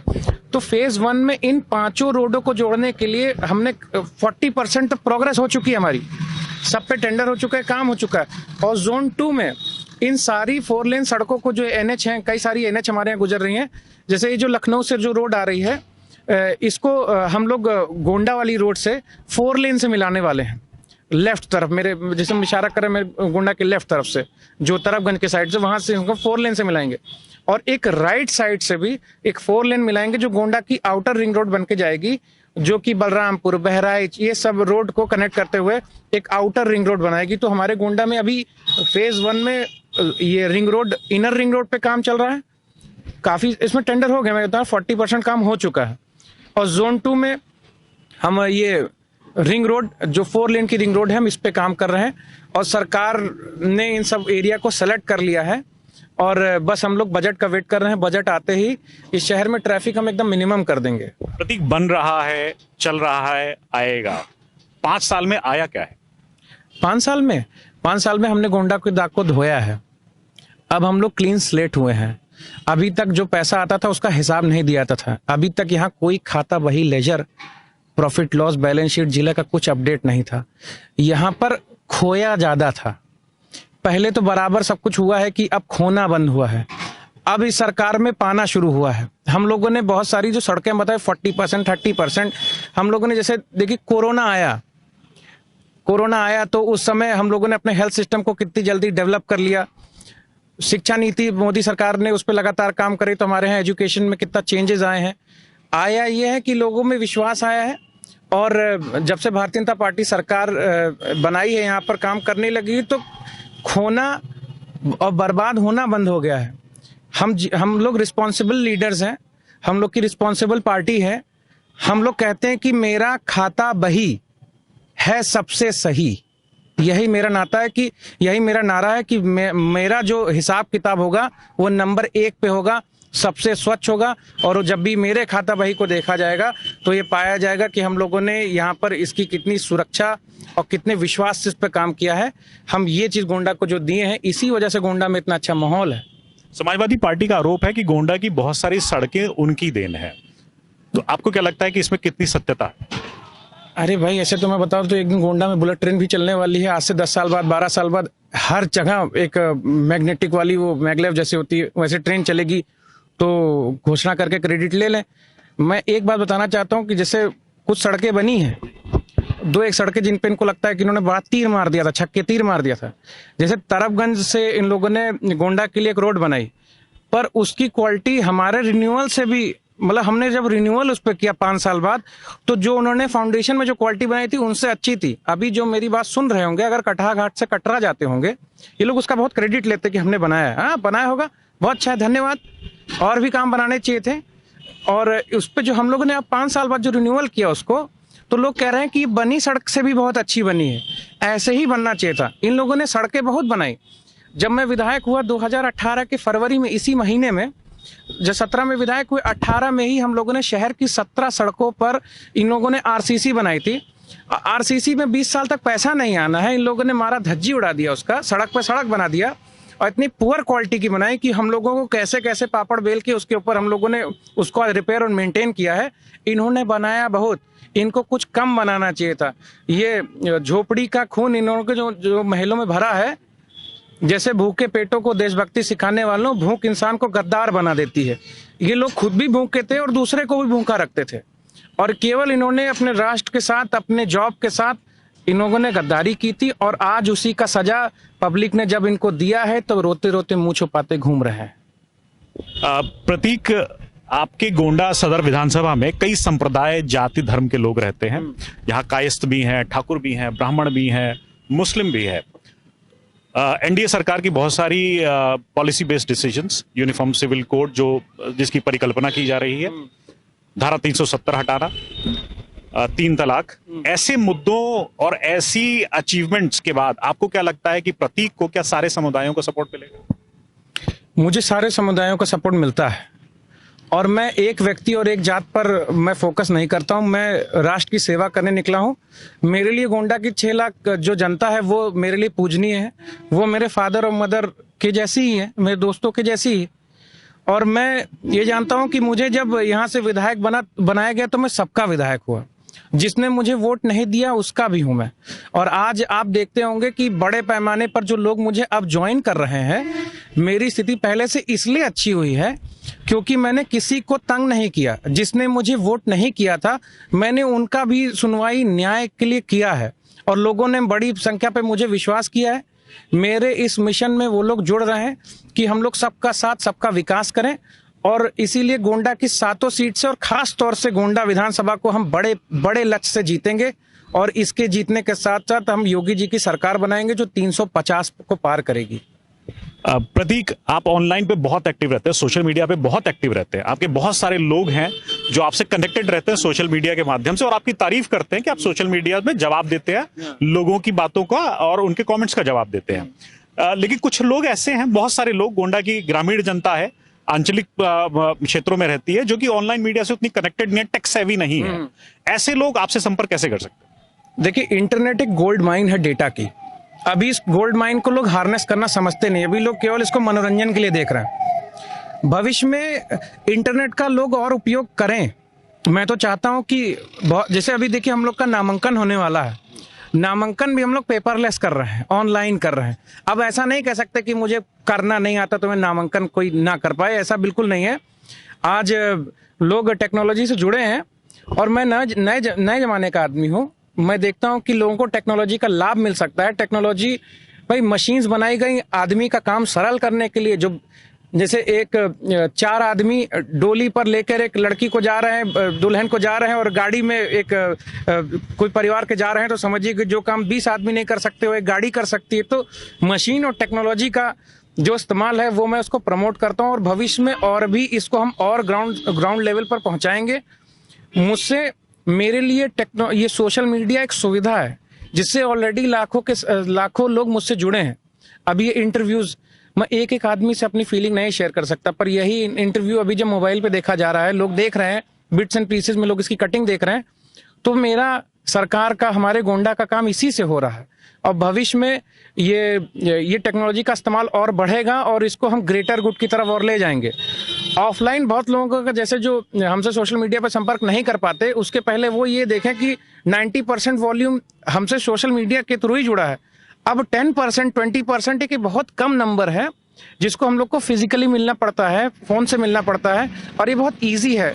हम लोग अपने संगठन के माध्यम से, जो टीम है हम लोग की, उसके द्वारा और अपने दिनचर्या के द्वारा हम लोग फिजिकली भी लोगों से मिलकर इसको सपोर्ट करते हैं। अभी पीछे तो 2 साल कोविड ही रहा है।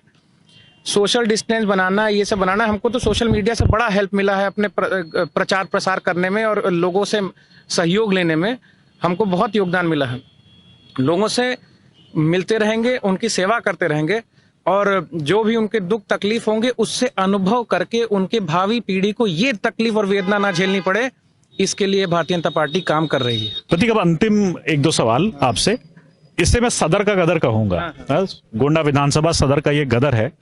इस सदर में प्रतीक किन उपलब्धियों के साथ इस गदर में जा रहे हैं, और वो कौन से वादे हैं, और विपक्षियों के वो कौन से क्लेम है, आरोप है, जिनका वो खंडन कर रहे हैं? मैं इस वादे के साथ चुनाव में जाना चाहता हूं कि मैं ये वादा करता हूं कि मेरे शहर में कभी दंगा नहीं होगा। मैं पूरी कोशिश करूंगा कि हमारे यहाँ अराजक तत्वों का, जैसे हम लोगों ने ये लोहा रोका है, हम लोग इसको फेज 2 में कंटिन्यू करें। हम लोग गुंडों को पनपने यहाँ नहीं देंगे। हम लोग व्यापारियों को जो लूटें, व्यापारियों को तंग करें, हम लोग उनको यहाँ नहीं आने देंगे। आपको पता है गोंडा में बहुत सारी कट्टे की फैक्ट्री लगी हुई थी। इसके पहले वो जो ये इलीगल ड्रग्स का बहुत ज़्यादा ट्रेड बढ़ता जा रहा था, नौजवान हमारे बर्बाद हो रहे थे, कच्ची शराब, इलिसिट लिकर का बोलबाला था। इस पे हम अंकुश लगाए हैं और इस पे ऐसे ही अंकुश लगा रहेगा। हम ये सबको नहीं बढ़ने देंगे। हम चाहते हैं कि हमारे गोंडा में ऐसा माहौल बनाया जाए कि गोंडा के लोग जो देश दुनिया में रहते हैं उनको प्राउड हो और वो गर्व से इस भूमि को चूमें और ये प्राउड महसूस करें कि जहां उनके एंसेस्टर्स ने इतना बलिदान दिया, इतना मेहनत की है, उसको हम लोग सुरक्षित रखें। और उसके लिए हम लोग बहुत सीरियस हैं। हम लोग गोंडा में सारे हिसाब किताब, जो खाता बही, जो यहाँ का जो भी सिस्टम है, एडमिनिस्ट्रेशन है, उसको हम लोग ट्रांसपेरेंट रखना चाहते हैं, पब्लिक फोरम पे ओपन रखना चाहते हैं। हम हर डिस्कशंस के लिए, हर सजेशंस के लिए ओपन है कि किस तरह हमारे गोंडा की इकोनॉमी मजबूत हो, हमारे गोंडा की टाउन प्लानिंग अच्छी हो जाए, यहाँ का हेल्थ सिस्टम अभी कितना पहले से इम्प्रूवमेंट हुआ है, लोग कल्पना नहीं कर सकते थे, आज देखते हैं। इस पे हम और अच्छा काम करना चाहते हैं। हम अभी मेडिकल कॉलेज बना रहे हैं, इससे पहले किसी सरकार ने बात नहीं की थी। आज सपा वाले एक इंजीनियरिंग कॉलेज का चर्चा करते हैं, आपसे भी किए होंगे, सब लोग से करते हैं, पर 2012 में मनमोहन सिंह की गवर्नमेंट में एक स्कीम आई थी कि जिस जिले में इंजीनियरिंग कॉलेज नहीं है उसमें हम एक बना देंगे। हमारी सरकार कह रही है कि जिस जिले में मेडिकल कॉलेज नहीं है मेडिकल कॉलेज बनाएंगे। तो डिफरेंस है। 2012 का इंजीनियरिंग कॉलेज भ्रष्टाचार में इतना ज्यादा बर्बाद हो गया कि अभी तक वो निर्माण उसका चल ही रहा है। इंजीनियरिंग कॉलेज का प्रोजेक्ट समाप्त हो गया, पर उनका प्रोजेक्ट नहीं समाप्त हुआ क्योंकि ये इतना इन लोगों ने लूट खसोट इसमें मचाई थी। अभी इसके बारे में बहुत ना बात करते हुए देखा जाए कि मंडल में 5 मेडिकल कॉलेज बन रहे हैं, हर जगह, हर जिले में 5 मेडिकल कॉलेज बन रहे हैं। और भविष्य में लोग जब बीमार हो तो सोखा के पास, झाड़ने फूकने वालों के पास जाते हैं। अभी भी लोगों को पीलिया होता है तो पानी में रंग छोड़वाते हैं, पता नहीं क्या क्या ट्रीटमेंट है। हमारे यहाँ बहुत सारे बच्चे हेपेटाइटिस बी से, मेनिंजाइटिस से, तमाम बच्चों को हमने खोया है। मैं तो कह सकता हूँ कि जैपनीज इन्फ्लुएंजाइटिस आज हम लोगों ने अपने यहाँ से खत्म कर दिया। मदर एंड चाइल्ड की मोर्टेलिटी रेट एशिया में सबसे ज्यादा देवीपाटन मंडल में थी और गोंडा और बहराइच में जच्चे और बच्चे सबसे ज्यादा मरते थे। आज वो बहुत निम्न स्तर पे पहुंचे हैं। गोंडा में इतना ज्यादा क्राइम था, क्राइम अगेंस्ट विमेन रजिस्टर ही नहीं होता था। आज मैं इस फोरम के माध्यम से बताना चाहता हूं कि पिछले 5 साल में हम लोगों ने लगभग 14,000 केसेस को, ये मंचलों को हम लोगों ने समझाया है और ठीक किया है।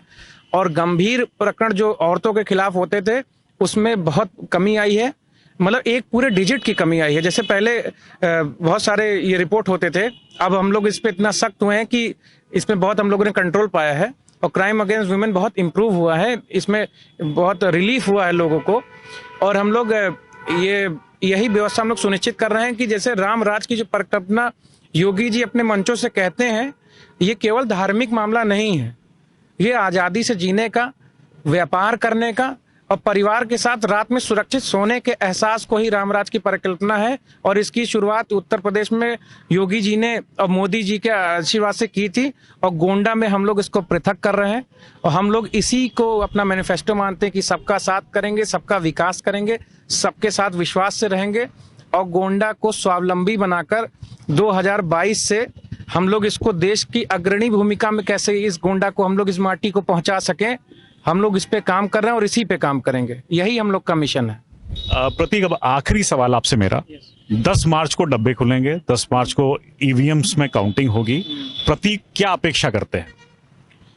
10 मार्च के बाद जब ईवीएम खुलेंगे तो जनता ने जितना प्यार दिखाया है, अभी वो बोल नहीं रहे हैं, अभी वो साइलेंट है। लोग अन्य पार्टी वालों को नहीं दिख रहा होगा क्योंकि उनसे तो भाई डरते हैं, वो लोग तो गुंडा हैं, हम लोग तो बेटे हैं ना, हम लोग से लोग बताते हैं, हम लोग देखते हैं। मेरा भी अनुभव है, मैं बिल्कुल देखता हूं कि गोंडा विधानसभा हम लोग रिकॉर्ड वोटों से जीतेंगे क्योंकि लोग हमको बहुत प्यार करते हैं, मैं लोगों से बहुत प्यार करता हूं। और उत्तर प्रदेश में योगी जी को लोग बहुत प्यार करते हैं।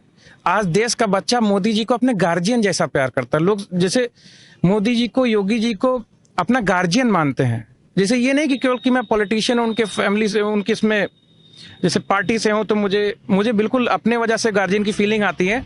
पर जैसे गांव में गरीब आदमी से भी पूछो तो योगी मोदी का नाम लो तो हाथ जोड़ने लगता है कि हाँ भाई इन्हीं के वजह से हन, वरना उन लोग को बहुत परेशानी थी।